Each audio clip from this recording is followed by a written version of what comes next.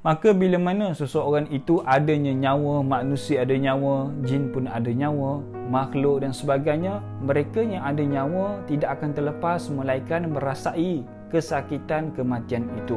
Seperti mana Nabi SAW kata, mati ini sangatlah sakit. Maka bila mana terpisah di antara roh dengan jasad, semua manusia akan dibawa ke liang lahat, maka dibawa ramai-ramai sampai di tempat perkuburan. Maka bila mana dimasukkan dekat liang lahat, ketika itu digali, maka dikambus balik ke semuanya, maka akan dibaca tahlil dan sebagainya. Bila mana selesai semua, maka kesemua kawan dan ahli keluarga kita akan mula meninggalkan kita. Sebab itulah kata Nabi, mereka yang berada dalam liang lahat, roh yang berada dalam liang lahat, mereka boleh mendengar tapak kaki ahli keluarga kawan-kawan yang mula meninggalkan mereka sikit demi sikit. Bahkan dia boleh dengar dengan jelas tapak kaki ahli keluarga yang terakhir yang meninggalkan tanah perkuburannya ketika itu. Lalu kata Nabi, bila mana ahli keluarga telah pun meninggalkannya, ketika itulah akan datang malaikat yang sangat ditakuti oleh semua orang,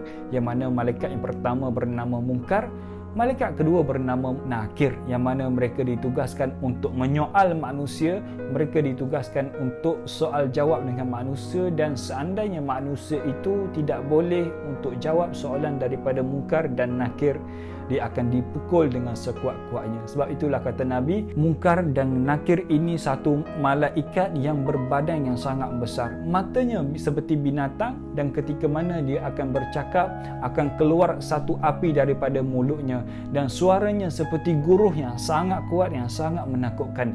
Dan di tangannya ada satu penukul besi. Seandainya penukul besi itu diletakkan sahaja di sebuah gunung, maka gunung itu akan hancur sehancurnya, dan pemukul itulah akan dipukul badan manusia. Bayangkan, penukul besi itu letak sahaja di gunung, gunung itu hancur.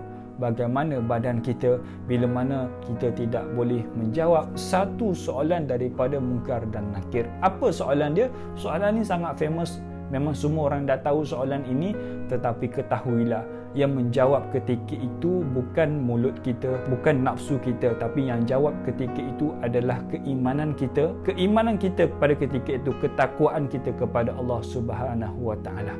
Antara soalan dia, man rabbuka, man nabiyuka, man dinuka, dan kata Nabi SAW, seandainya kita dapat jawab soalan itu, maka kubur itu akan dilapang dengan 70 hasta, dan 70 hasta ke lebar dan 70 hasta ke dalam, dan kita akan rasa selesa, dan malaikat akan mengatakan, tidurlah wahai roh yang baik, tidurlah wahai makhluk Allah yang baik. Dan seandainya kita tak dapat jawab soalan daripada Munkar dan Nakir ketika itu, kita akan dipukul dan dipukul tanpa henti, sampai bila kata para ulama, jawabnya sampailah hari kebangkitan yang mana berada di pada mahsyar Allah Subhanahu wa taala. Sangat lama.